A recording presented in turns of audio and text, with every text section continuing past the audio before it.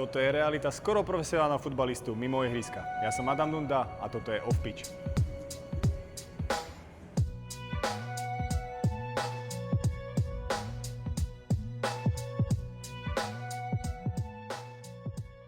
Nachádzame sa v Bratislave v Movement Institute, kde začínam svoj pracovný deň a trávim tu vlastne skoro všetok čas až do tréningu.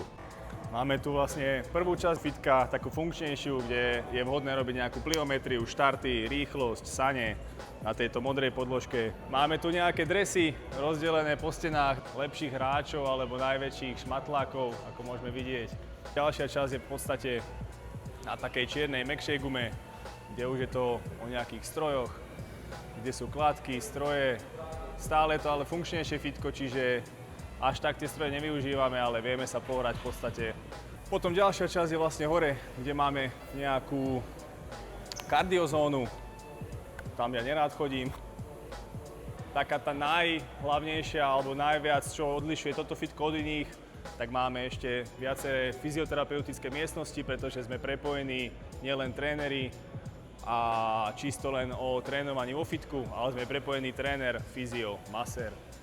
Samozrejme, ako ste si mohli všimnúť, máme možno nejaký otvor, ktorý tu doteraz nebol, zbúraná stena a tam vlastne pripravujeme dvakrát tak veľké fitko, dvakrát tak veľké možnosti, nové stroje, bude to top.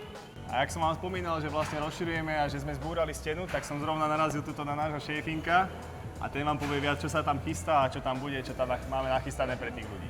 V podstate bude tam veľká metráž fitness centra s dopadovou podlahou cez 1000 m2. Teraz sme niekde na hrane 500 metrov, čiže zvýšime kapacitu násobne a budeme chcieť už iba viac a viac ľudí a byť najlepší v Bratislave.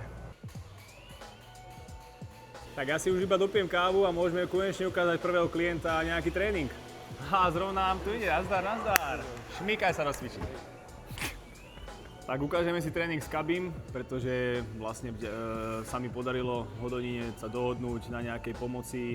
Aj po tej kondičnej stránke sme troška rozšírili ten trénerský štáb a dali mi tu dôveru, že nejaké tréningové jednotky v Hodoníne vediem chalanov. A ak sa dá, tak takto v Bratislave, čo sú Kabi, Dolňas, tak mi prídu sem a dá sa s nimi pracovať aj individuálne. Niektorým chalanom posielam plány na diaľku. Takže snažíme sa aj takto pomáhať tým chalanom a udržiavať ich v kondícii a v top pripravenosti a prevencia nejakých zranení. Takže teraz si ukážeme nejaký jednoduchý tréning, ktorý plus minus ideme.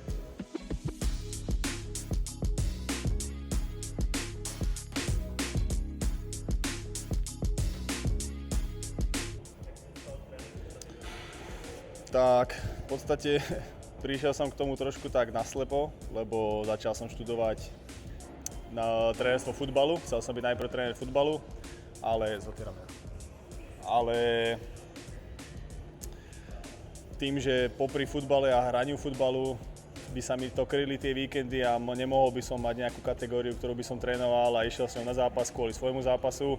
Musel som nájsť nejakú inú variantu a tým, že som v podstate bol stále taký skôr drevák a súbojový a rád som chodil cvičiť a mal som aj veľa zranení, tak som v podstate nejak tak prirodzene prišiel k tomu, že chcel by som vedieť niečo viac o tom, ako funguje to telo, ako sa vyhýbať tým zraneniam, aj kvôli sebe, aj potom kvôli iným. A vlastne vďaka Peťovi Filovi, ktorý hrával v Hodoníne tiež a ktorý tu bol prvý, dal mi nejaké echo, že by som tu mohol prísť a doštudoval som si nejaké ďalšie veci ohľadom toho fitness trénera, kondičného trénera a tak nejak som sa dostal cez futbalového trénera, na ktorého som nezanevrel. Stále verím, že ešte k tomu sa možno vrátim po futbale, ale takto popri futbale je to úplne ideálna vec pre mňa. Tohle video je sponzorované, Vôbec nikým. ale jestli chceš být sponzor dalšího videa a objevit se v tomhle off-pitch dokumentu, neváhej nás kontaktovat. Tým, že máš bolavie tie kríže často, že ťa zaťahuje, teraz nie si? Máš. Hej? No.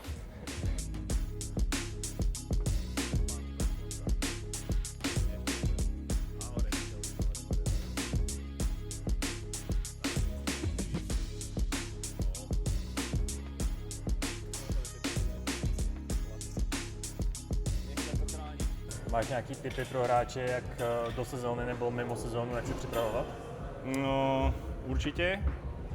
V podstate asi taká tá najjednoduchšia rada, aby som nemusel nejak úplne zachádzať do detailov, alebo niečo, čo každý robí v podstate, nie každý, ale väčšina robí fakt zle, alebo sa v tom trošku stráca, je, že v podstate cez tú sezónu veľa futbalistov a hlavne takí tí, čo chcú drieť a chcú pracovať na sebe, majú takú tú potrebu v tom fitku sa fakt rozbiť do obeda, individuálne idú tam, urobia si čo treba, je to síce pekné, ale stále netreba zabúdať na to, že ten vrchol toho týždňa je na tom ihrisku. Chceme byť najlepší na tom ihrisku, chceme byť najlepší na tréningu futbalu a chceme byť najlepší na tom zápase. Čiže vždycky prispôsobovať ten tréning vo fitku tomu, aby to nebolo na úkor toho, že prídem na tréning a som rozbitý a nevládzem. Dosť. Hore lakte. A vystri ruky, viac, skoro vystreté ruky. Skoro vystreté. Teraz si ukážeme takú nejakú netradičnú vec, čo možno viacerí ste ani nevideli, alebo neviete, že také niečo existuje. Je to ďalšia nejaká vec, ako sa rozvíjame a ako vlastne zachádzame do takých maximálnych detailov. A to je nejaký rozvoj vlastne čelného laloku. Pomáha to na nejakú iniciáciu toho pohybu, na nejaké nabudenie vlastne. Zrazu ten človek dokáže 10-20 kg dvihnúť väčšiu váhu na rôzne, alebo vie byť rýchlejší, dynamickejší, vie lepšie koordinovať ten pohyb. A je to jednoduché len prepojenie, ako hovorím, toho čelného laloku, ktorý sa dá tiež trénovať a dá sa to využiť aj pre bežnú populáciu, keď niekto chce zvýšiť trošku váhu priamo v tom tréningu, alebo pre športovcov, ktorí už fakt chcú vyťažiť maximum z toho svojho tela. Takže ukážeme si také jednoduché cvičenie. Kaby, zavaríme ťa trošku tvoju hlavu, pôjdeš, ruka, zmena, naľavo, keď je naľavo, keď je v strede, tak obidve ruky musia byť pohyb. Troška to už poznáš, už sme ťa do toho zaťukli a poď. Dobre. Nejdem to robiť. Takých jednoduchších ľudí ako si ty. Takže napravo, naľavo, obe. Poď.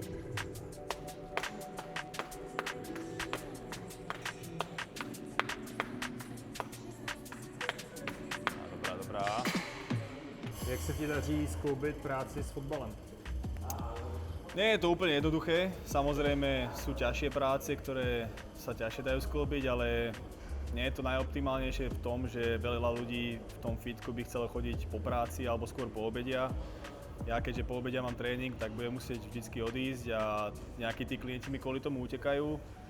A tým, že nie som úplne ranné vtáča a nerád vstávam, nemám to veľmi rád, vždycky som sa budil tak okolo 10:00, tak to musím naháňať a ten budík od tej 5:00, 6:00 ráno a ísť vlastne bez prestávky od 7:00 do nejakej 3:00, niekedy nestíham ani obed, chodiť to rýchlo do seba a letieť na tréning, takže nie je to úplne top, ale lepšia práca ako asi niekde drieť vonku.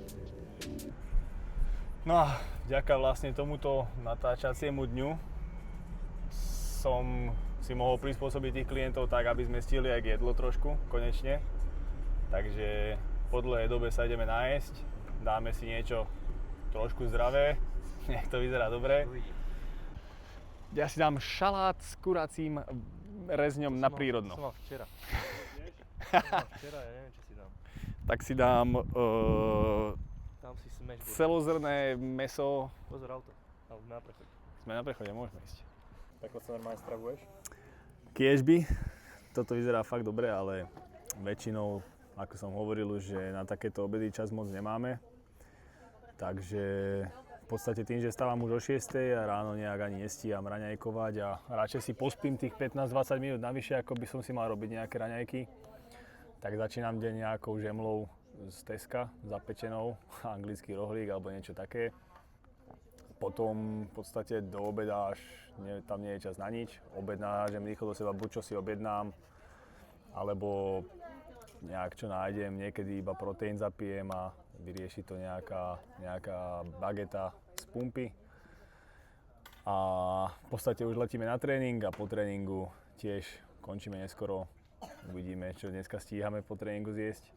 Takže viem, že čo sa týka nejakej tej stravy, tak to vôbec nie je optimálne, ale musíme si poradiť s tým, čím sa dá. Takže prežívame, žijeme, vybehám to. A dneska si profík. Dneska som profík, dneska sa najem ako král.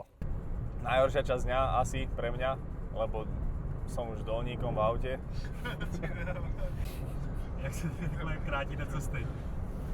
Kalani ma masírujú väčšinou a počúvame pesničky, no. Jaký? Máme tam pár obľúbencov, favoritov, však to poznáš. Zem pradávnych som, v chladnom tieni tajomstvo. Stál tam on a možno chcel byť mojím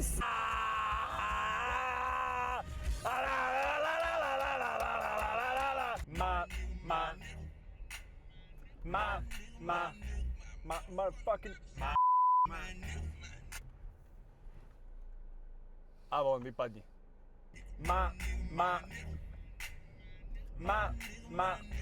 Tak konečne sme dorazili na tréning. Máme za sebou vlastne tú najhoršiu časť a to je to cestovanie.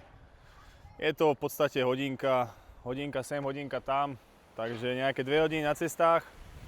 Nie je to nič strašné, určite sa dá aj dlhšie niekam dochádzať, ale v podstate keď je to každý deň, tak to nie je úplne ideálne.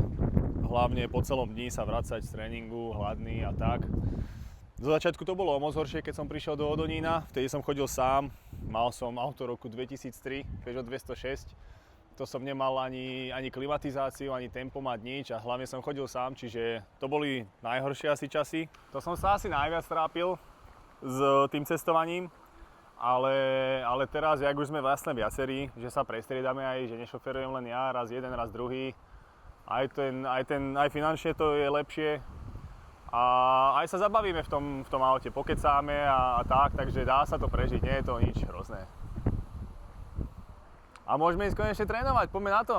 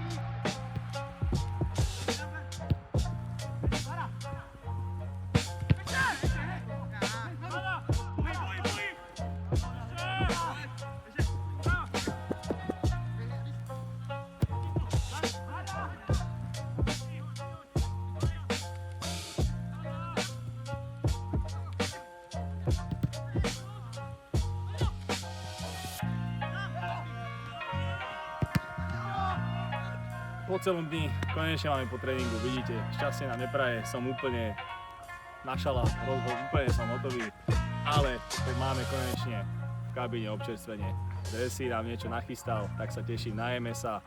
Väčšinou ešte točíme videjko, ale kvôli počasiu sme to museli zrušiť, takže nevadí, ideme sa napapkať.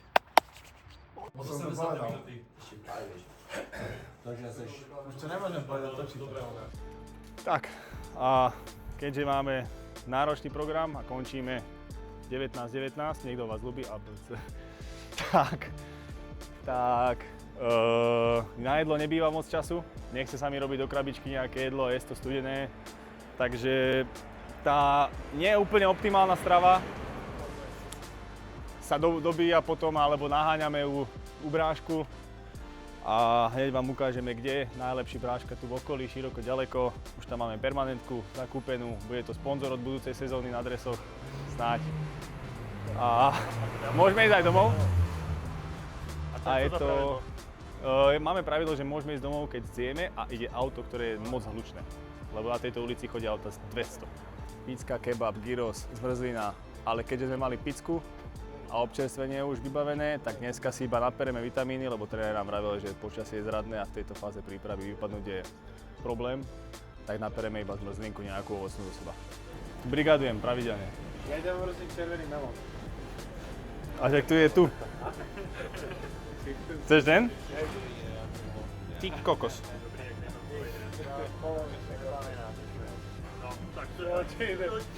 Je rýchlo, už to padá.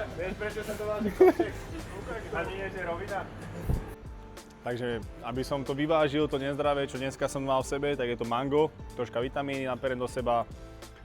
A to bolo tak v skratke všetko. Takto vyzerá môj deň.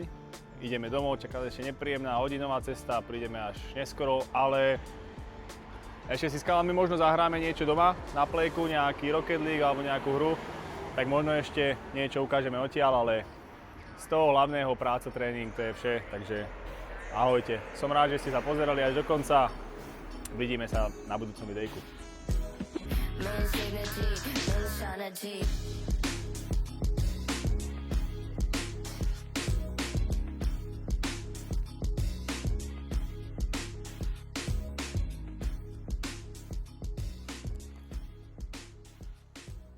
Faking.